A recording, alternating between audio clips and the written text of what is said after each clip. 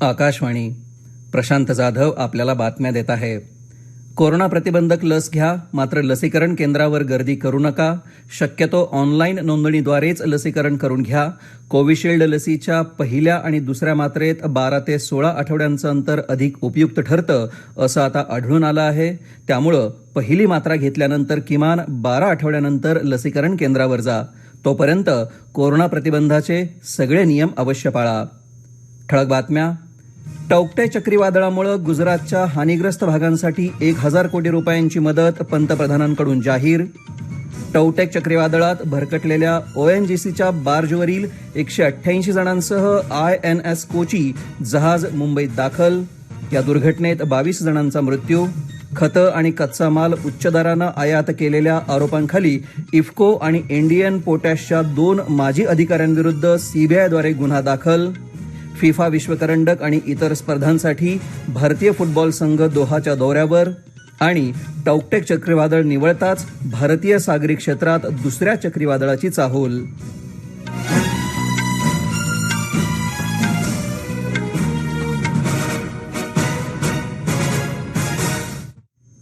आता सविस्तर बातम्या. गुजरातच्या चक्रीवादळग्रस्त भागांसाठी पंतप्रधान नरेंद्र मोदी यांनी 1000 कोटी रुपयांची मदत जाहीर केली आहे. गुजरातमधील वादळग्रस्त भागांची हवाई पाहणी केल्यानंतर त्यांनी आज ही घोषणा केली. ऐकूया याबाबतचा अधिक वृत्तांत. अतिशय तीव्र स्वरूपातील टौक्टे चक्रीवादळानं उद्ध्वस्त केलेल्या भागातील पुनर्वसनाचं काम करण्यासाठी ही मदत देण्यात आली आहे. या वादळामुळे झालेल्या हानीचं मूल्यांकन करण्यासाठी केंद्र सरकार आंतरमंत्रालयीन पथक देखील पाठवणार आहे. टौक्टे चक्रीवादळामुळे सर्व बाधित भागांमध्ये मरण पावलेल्या लोकांच्या नजीकच्या नातेवाईकांना प्रत्येकी 2 लाख रुपये रोख सानुग्रह भरपाई देखील मोदी यांनी जाहीर केली. मोदी यांनी एका ट्विट संदेशात सांगितलं की या वादळामुळे जखमी झालेल्यांना 50,000 रुपये देण्यात येतील.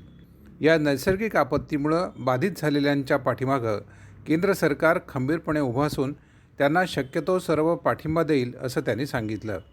अहमदाबाद इथं एका बैठकीत मोदी यांनी टौक्टे चक्रीवादळानंतर उद्भवलेल्या परिस्थितीचा आढावा घेतला. सध्या सुरू असलेल्या मदत कार्याची त्यांनी माहिती घेतली. पायाभूत सुविधांची झालेली हानी भरून काढण्यासाठी केंद्र सरकार मदत करेल असं सांगून मोदी म्हणाले की या चक्रीवादळाचा फटका बसलेल्या सर्व राज्यांसोबत केंद्र सरकार काम करत आहे. तत्पूर्वी पंतप्रधान नरेंद्र मोदी यांनी गुजरात किनाऱ्यावर सौराष्ट्र आणि दीवच्या सर्वात बाधित भागांची हवाई पाहणी केली. मुख्यमंत्री विजय रुपानी यावेळी त्यांच्यासोबत होते. सौराष्ट्र किनाऱ्यावरील उना, दीव, जाफराबाद आणि महुवा या भागांची त्यांनी हवाई पाहणी केली. आकाशवाणीच्या बातम्यांसाठी अहमदाबादहून योगेश पंड्या यांच्यासह मनोज क्षीरसागर, पुणे. टौक्टेक चक्रीवादळात भरकटलेल्या ONGCच्या बार्जवरील सुमारे 600 पैकी 188 लोकांना सुरक्षितपणे वाचवल्यानंतर INS कोची जहाज मुंबईला परतले. सोमवारी झालेल्या दुर्घटनेनंतर या जहाजावरील धाडसी वीरांनी या लोकांना सुखरूप परत आणलं. मात्र या बार्जवरील 22 जणांचा या दुर्घटनेत मृत्यू झाला. INS कोचीचे commanding officer captain Sachin Sequeira यांनी तळावर परतल्यानंतर बातमीदारांना सांगितलं की अत्यंत प्रतिकूल परिस्थितीत ही मोहीम पार पाडण्यात आली. दृश्यमानता अतिशय कमी, वाऱ्याचा ताशी 100 किलोमीटरचा वेग आणि 9 ते 10 मीटर उंच लाटांमुळे ही मोहीम अतिशय आव्हानात्मक बनली होती. समुद्रातील स्थिती आता सुधारली असून शोध आणि बचाव कार्य अद्याप सुरू असल्याचं सांगताना कॅप्टन सेक्वेरा म्हणाले की INS तेग, INS बेटवा, INS बियास आणि विमानांद्वारे जीवित व्यक्तींचा शोध घेण्यात येत आहे. दरम्यान या दुर्घटनेची चौकशी करण्यासाठी केंद्र सरकारनं एक उच्चस्तरीय समिती नेमली आहे. युनिट ट्रस्ट ऑफ इंडियाच्या निर्धारित उपक्रमाच्या ॲक्सिस बँकेतील समभागांच्या विक्रीला पहिल्याच दिवशी चांगला प्रतिसाद मिळाला. गैर किरकोळ गुंतवणुकांद्वारे मूलभूत किमतीहून 4 पट अधिक लोकांनी या विक्रीला प्रतिसाद दिला. किरकोळ गुंतवणूकदारांना उद्या यासाठी बोली लावण्याची संधी मिळेल. या उपक्रमाद्वारे ॲक्सिस बँकेत धारण केलेल्या काही समभागांच्या विक्रीद्वारे सुमारे 4000 कोटी रुपये उभारण्याचं उद्दिष्ट केंद्र सरकारनं ठेवलं आहे. 31 मार्च 2021 अखेर या उपक्रमाचे ॲक्सिस बँकेचं 3.45% समभाग आहेत. केंद्रीय अन्वेषण संस्थेनं माजी व्यवस्थापकीय संचालक आणि इफ्को अर्थात भारतीय शेतकरी फर्टिलायझर कोऑपरेटिव्ह लिमिटेडचे कार्यकारी अधिकारी US अवस्थी आणि इंडियन पोटॅश लिमिटेडचे माजी व्यवस्थापकीय संचालक परविंदर सिंग गेहलोत यांच्या विरोधात गुन्हा दाखल केला आहे. सरकारकडून अधिक अनुदान मिळवण्यासाठी अवस्थी यांनी विहित अनुदान दरापेक्षा जास्त दरानं खत आणि कच्चा माल आयात केल्याबद्दल रसायन आणि खते मंत्रालयाच्या तक्रारीवरून हा गुन्हा दाखल करण्यात आला आहे. आरोपींच्या दिल्ली, गुरुग्राम आणि मुंबईसह इतर 12 ठिकाणच्या कार्यालये आणि निवासस्थानांवर छापे टाकण्यात आले आहेत. या प्रकरणी सीबीआयकडून दाखल करण्यात आलेल्या प्राथमिक माहिती अहवालात परविंदर सिंग यांचा मुलगा विवेक गेहलोत, दुबईस्थित ज्योती ग्रुप ऑफ कंपनीज आणि रेअर अर्थ ग्रुप ऑफ कंपनीच्या पंकज जैन यांचा समावेश करण्यात आला आहे. देशांतर्गत व्यापार आणि उद्योगाला चालना देण्यासाठी केंद्र सरकारनं आयात करण्यात येणाऱ्या काही वस्तू आणि कच्च्या मालावरील सीमाशुल्कात सवलत जाहीर केली आहे. केवळ स्वदेशी वस्तूंचं उत्पादन आणि सेवा यासाठी आवश्यक असणाऱ्या आयात आणि धातू यांना या सवलतीतून वगळण्यात आलं आहे. तसंच देशांतर्गत उत्पादनासाठी परदेशातून आयात करण्यात येणाऱ्या काही तयार वस्तूंच्या सीमाशुल्कात ही सवलत देण्याचा निर्णय सरकारनं घेतला आहे. याचा फायदा मुख्यतः सूक्ष्म, लघु आणि मध्यम उद्योगांना होणार आहे. इलेक्ट्रॉनिक्स आणि माहिती आणि तंत्रज्ञान मंत्रालयानं व्हॉट्सअपला नवीन खासगी धोरण मागे घेण्यासाठी नोटीस बजावली आहे. हे नवे धोरण माहिती धोरण आणि सुरक्षितता यांना धोका पोहोचवत असल्याचं मंत्रालयानं म्हटलं आहे. व्हॉट्सअपनं या नोटिशीला या महिन्याच्या 25 तारखेपर्यंत उत्तर द्यावं असंही सांगण्यात आलं आहे. हे राष्ट्रीय बातमीपत्र आपण आकाशवाणीच्या पुणे केंद्रावरून ऐकत आहात. या बातम्या आपण न्यूज ऑन AIR या ॲपवर देखील ऐकू शकता. अर्मेनिया आणि अझरबैजान सीमेवरील परिस्थितीवर भारतानं चिंता व्यक्त केली आहे. या संदर्भात पत्रकारांनी विचारलेल्या प्रश्नांना उत्तर देताना परराष्ट्र मंत्रालयाचे प्रवक्ते अरिंदम बागची म्हणाले की सीमेवर सुरू असलेल्या लष्करी हालचालींमुळे परिस्थिती अस्थिर होऊ शकते आणि नव्यानं संघर्ष उद्भवू शकतो. उल्लंघन करणाऱ्या देशानं तातडीनं सैन्य मागे घेण्याचं आणि पुढील कारवाई थांबवण्याचं आवाहन केलं आहे. भारत नेहमीच द्विपक्षीय वादांवर राजकीय आणि राजनैतिक माध्यमातून शांततेनं तोडगा काढण्याच्या बाजूनं उभा राहिलेला असल्याचंही बागची यांनी म्हटलं आहे.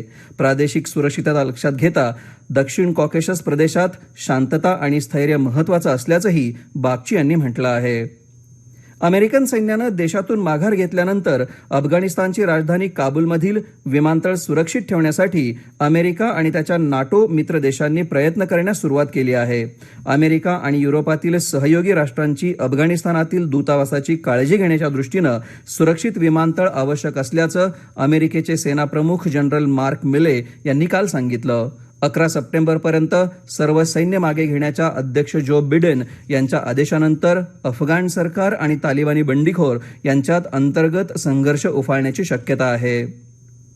केरळमध्ये नव्या मंत्रिमंडळाचा शपथविधी उद्या त्रिवेंद्रममधील सेंट्रल स्टेडियममध्ये होणार असून त्याची तयारी पूर्ण वेगानं सुरू आहे. राज्यपाल अरिफ मोहम्मद खान उद्या दुपारी 3:30 वाजता नव्या मंत्र्यांना शपथ देतील. कोरोनाच्या निर्बंधामुळे या कार्यक्रमाला मोजके अतिथी उपस्थित असतील. उपस्थितांना 48 तासांपूर्वी कोविड चाचणी निगेटिव्ह आणि कोविड लसीकरण घेतल्याचं प्रमाणपत्र अनिवार्य आहे. दरम्यान या कार्यक्रमाला 500हून अधिक लोक उपस्थित राहणार असल्याविरुद्ध केरळ उच्च न्यायालयात एक याचिका दाखल करण्यात आली असून त्यावर न्यायालयानं सरकारकडून स्पष्टीकरण मागितलं आहे. दरम्यान नव्या मंत्रिमंडळाचं खातेवाटपही जाहीर करण्यात आलं आहे. कोविड-19साठीच्या सर्व अत्यावश्यक औषधाच्या पुरवठ्यावर सरकार लक्ष ठेवत असल्याचं केंद्रीय रसायन आणि खते राज्यमंत्री मनसुख मांडवीय यांनी म्हटलं आहे. कोविडवरील उपचारासाठी लागणारी सगळी औषधं देशात उपलब्ध असून त्यांचं उत्पादन देखील वाढवलं जात आहे. शिवाय आयात देखील वाढवल्याचं मांडवी यांनी म्हटलं आहे. पुरवठा साखळी व्यवस्थापन, मागणीवर आधारित व्यवस्थापन आणि परवडण्याची क्षमता हे त्रिसूत्री धोरण राबवून या औषधांच्या उपलब्धतेवर लक्ष ठेवलं जात असल्याचंही ते म्हणाले. या औषधांच्या व्यवस्थापनात रेमडेसिविर, एनॉक्सॅपॅरिन, डेक्झामेथासोन, टॉक्लिझिमॉब, इव्हमॅर्टिन आणि मेथिल प्रेडनिसोलोन यांचा समावेश आहे. तर नॉन प्रोटोकॉल औषधांमध्ये फॅविपिराविर, एम्फोटेरिसिन आणि ॲपिक्समॅब यांचा समावेश आहे. देशात गेल्या काही दिवसांपासून कोरोनाच्या दैनंदिन नवबाधितांपेक्षा बरे होणाऱ्या रुग्णांची संख्या जास्त असल्याचं आढळून येत आहे. त्यामुळे उपचाराधीन रुग्णांची संख्याही कमी होताना दिसत आहे. सध्या देशात 32,26,719 रुग्ण उपचार घेत आहेत. काल या रुग्णसंख्येत 1,27,046 इतकी घट झाली.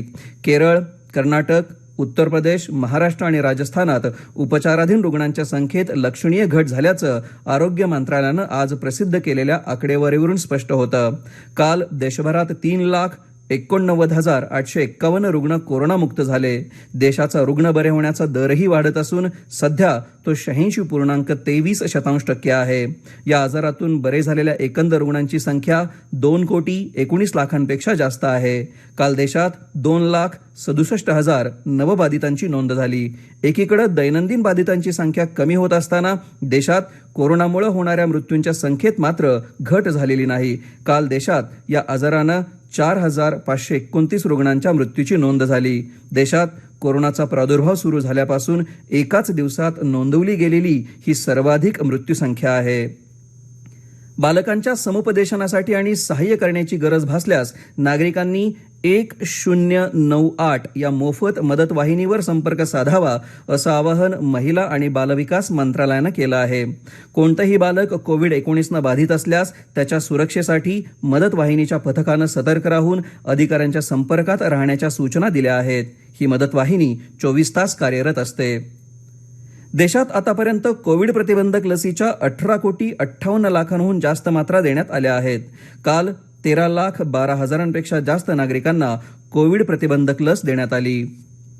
देशात कोरोना प्रतिबंधक लसींची वाढती मागणी लक्षात घेता जास्त कंपन्यांना लस उत्पादनाची परवानगी द्यायला हवी असं केंद्रीय मंत्री नितीन गडकरी यांनी म्हटलं आहे. दूरदृश्य प्रणालीच्या माध्यमातून झालेल्या एका कार्यक्रमात ते आज बोलत होते. देशातल्या 10 कंपन्यांना लस उत्पादनाची परवानगी देता येईल असं ते म्हणाले. केंद्रीय खतं आणि रसायन मंत्री मनसुख मांडवीय यांच्यासह विविध विद्यापीठांचे कुलगुरू या कार्यक्रमाला उपस्थित होते. फ्रान्समधील बार, दुकाने आणि सांस्कृतिक ठिकाणं पुन्हा सुरू होत असून कोविड-19चा प्रसार रोखण्याच्या उद्देशानं तेथील निर्बंध उठवले जात आहेत. बुधवारपर्यंत 6 जणांना रेस्टॉरंट्सच्या टेरेसवर एकत्र येऊन खाण्याची परवानगी दिली जाणार आहे. देशांतर्गत असलेली संचारबंदीची वेळ संध्याकाळी 7 ऐवजी आता रात्री 9 पर्यंत करण्यात आली आहे. देशातील काही वैद्यकीय तज्ज्ञांनी कोविड-19च्या नवीन दैनंदिन रुग्णवाढीवर चिंता व्यक्त केली आहे. तिथं सरासरी दररोज 13,000 रुग्ण आढळत आहेत. परंतु गेल्या महिन्यात नोंदवलेल्या 40,000पेक्षा जास्त दैनंदिन आकडेवारीच्या तुलनेत ही संख्या खूपच कमी आहे. उत्तर प्रदेशचे मंत्री विजय कश्यप यांच्या निधनाबद्दल राष्ट्रपती रामनाथ कोविंद यांनी दुःख व्यक्त केलं आहे. कश्यप हे समाजातील दुर्बल आणि मागासवर्गीयांचा मजबूत आवाज होते असं सांगत त्यांनी राज्याच्या विकास आणि प्रगतीसाठी नेहमी प्रयत्न केले असल्याचं कोविंद यांनी आपल्या शोक संदेशात म्हटलं आहे. टोकियो ऑलिम्पिक ही स्पर्धा खेळाडू तसंच यजमानांसाठी सुरक्षित असेल असं आश्वासन आंतरराष्ट्रीय ऑलिम्पिक समितीनं बुधवारी जपानला दिलं आहे. या स्पर्धेमुळे कोविड रुग्णसंख्येत वाढ होण्याची भीती व्यक्त करण्यात येत असून या स्पर्धेला विरोध होत असल्याच्या पार्श्वभूमीवर समितीनं हे आश्वासन दिलं आहे. जपानमधील वरिष्ठ अधिकाऱ्यांसमवेत टोकियोमध्ये बोलताना समितीचे प्रमुख थॉमस बाख म्हणाले की ही स्पर्धा 23 जुलै रोजी सुरू होणार असून त्यापूर्वी तिथल्या 80%पेक्षा जास्त रहिवाशांचं लसीकरण झालेलं असेल किंवा त्यांची लसीकरणासाठी आगाऊ नोंदणी झालेली असेल असा विश्वास असल्याचं बाख यांनी म्हटलं आहे.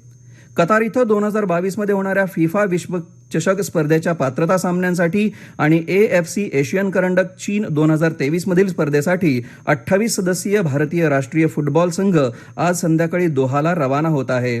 3 जूनपासून हे सामने खेळले जाणार आहेत. कतारला जाण्यासाठी आवश्यक असलेल्या आरोग्यविषयक मापदंडानुसार सर्व प्रवासी खेळाडू आणि कर्मचारी गेल्या 48 तासात घेतलेल्या RT-PCR चाचण्यांचे नकारात्मक चाचणी निकाल बंधनकारक करण्यात आले आहेत. हे सर्व खेळाडू नवी दिल्लीतील एका हॉटेलमध्ये विलगीकरणात होते. टौक्टेक चक्रीवादळ निवळताच भारतीय सागरी क्षेत्रात दुसऱ्या चक्रीवादळाची चाहूल लागली आहे. यावेळचं वादळ अरबी समुद्रावर नाही ते बंगालच्या उपसागरावर जन्माला येईल आणि भारताच्या पूर्व किनारपट्टीला तडाखा देईल. हवामान खात्याच्या अंदाजानुसार 21 मे रोजी मान्सून अंदमानात पोहोचेल. लगेच दुसऱ्या दिवशी अंदमानलगत कमी दाबाचा पट्टा तयार होण्याची शक्यता आहे. त्यानंतर 72 तासात त्याचं चक्रीवादळात रूपांतर होईल. या चक्रीवादळाचं नाव यास असेल. ओमान देशानं दिलेलं हे नाव असून तिथं चमेलीच्या फुलाला यास म्हणतात. मुलीचं नावही यास ठेवलं जातं. शुभ मानलं जाणारं हे नाव या वादळाला मिळणार असलं तरी पश्चिम बंगाल, ओडिशासाठी ते आपत्तीच ठरणार आहे. 26 मे रोजी संध्याकाळी ते या राज्यांच्या किनारपट्टीवर धडकेल असा हवामान विभागाचा अंदाज आहे. शेवटी पुन्हा ठळक बातम्या. टौटेक चक्रीवादळामुळे गुजरातच्या हानीग्रस्त भागांसाठी 1,000 कोटी रुपयांची मदत पंतप्रधानांकडून जाहीर. टौटेक चक्रीवादळात भरकटलेल्या ONGCच्या बार्जवरील 188 जणांसह INS कोची जहाज मुंबईत दाखल. या दुर्घटनेत 22 जणांचा मृत्यू. खतं आणि कच्चा माल उच्च दरानं आयात केलेल्या आरोपांखाली इफ्को आणि इंडियन पोटॅशच्या 2 माजी अधिकाऱ्यांविरुद्ध सीबीआयद्वारे गुन्हा दाखल. फिफा विश्वकरंडक आणि इतर स्पर्धांसाठी भारतीय फुटबॉल संघ दोहाच्या दौऱ्यावर. आणि टौक्टेक चक्रीवादळ निवळताच भारतीय सागरी क्षेत्रात दुसऱ्या चक्रीवादळाची चाहूल. याबरोबरच हे राष्ट्रीय बातमीपत्र संपलं. नमस्कार.